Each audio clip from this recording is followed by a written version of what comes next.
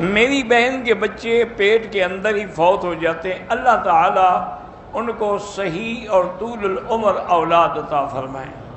اور جب ان کو حمل ٹھہر جائے تو 160 دفعہ بسم اللہ الرحمن الرحیم ایک کاغذ پہ لکھ کے اس کو دے دیں، وہ اپنے پاس رکھیں۔ اگر ہوٹل سے مسجد قباء جائیں تو انشاءاللہ جتنی دفعہ جائیں گے 2 رکعت پڑھیں گے تو عمرے کا ثواب ملے، چاہے روز جائیں۔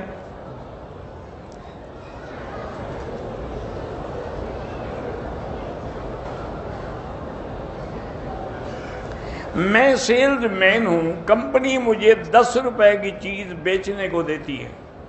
اور میں اسے 12 دے کر اپنے پاس رکھ لیتا ہوں، انہوں نے 10 دیا ہے تو آپ 12 کا ریٹ لگاتے ہیں، ٹھیک ہے، اس میں آپ کوئی زیادتی تو نہیں کر رہے، ان کے ریٹ سے بھی زیادہ دے رہے ہیں ان کو۔ قضا نمازوں کی بھی نیت ہوتی ہے، جتنی نمازیں قضا ہو گئیں کہ بھی یہ فجر کی ہے، یہ ظہر کی ہے، یہ عصر کی ہے، یہ مغرب کی ہے، لیکن کوشش کریں پڑھتے رہیں۔ اگر کسی نامحرم کو ہاتھ لگ جائے وضو نہیں ٹوٹتا، لیکن احتیاط ضرور رکھیں۔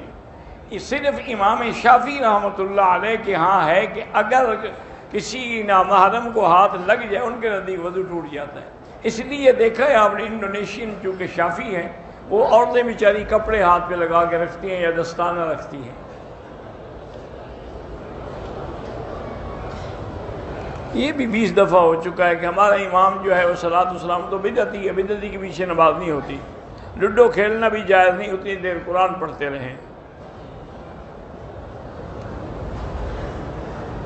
یہی ہے نا، وہ نرد شیر کہتے ہیں شطرنج کو، لڈو نہیں ہے، لڈو الگ چیز ہے، شطرنج الگ چیز ہے۔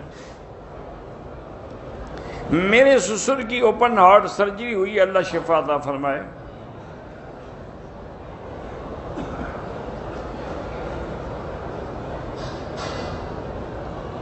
پتہ نہیں کیا ہے کہ اس نے لکھا ہے خالد بن ولید کی شجاعت بھی ہے، لیکن مال غنیمت کو لوٹ مار کا ہے۔ مال غنیمت کو جو لوٹ مار کہتے ہیں اس کا معنی ہے اس کا اسلام پر ایمان ہی نہیں ہے۔ مال غنیمت تو اللہ نے مقرر کیا ہے۔ فرض وہ ہیں جو اللہ نے فرض کیا ہے، واجب وہ ہے جس کی حضور نے ہمیشہ کبھی سفر حضر میں نہیں چھوڑا، جیسے نماز فرض ہے، وتر واجب ہے، اور اسی طرح سنت جو ہے وہ بھی مؤکدہ ہے جس کو آپ نے ہمیشہ پڑھا،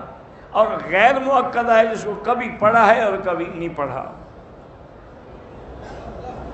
2 مرتبہ میں نے عمرہ کیا، صرف طواف کیا، صفا مروہ نہیں کیا، دم پڑ گئی، ایک ہی دم دیں گے، لیکن آپ 2 عمرے کرنے کے باوجود بھی مسئلہ کسی سے نہیں پوچھا۔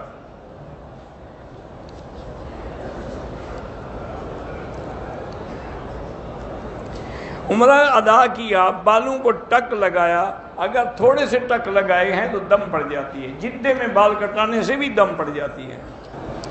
والد کو قتل کرنے کے بعد میری جو والدہ تھیں وہ عدت پہ نہیں بیٹھی، ان کو بیٹھنا چاہیے تھا، بہرحال اب تو عدت اسی دن سے وہ شروع ہو گئی جس دن وہ قتل ہوئے تھے، اس کے بعد 4 مہینے 10 دن، اب وہ گزر گئے ہیں تو اب عدت کا وقت ہی گزر گیا۔ کہتے ہیں جی کہ میرے اور شوہر کے درمیان 18-19 سال سے ازدواجی تعلق نہیں ہے،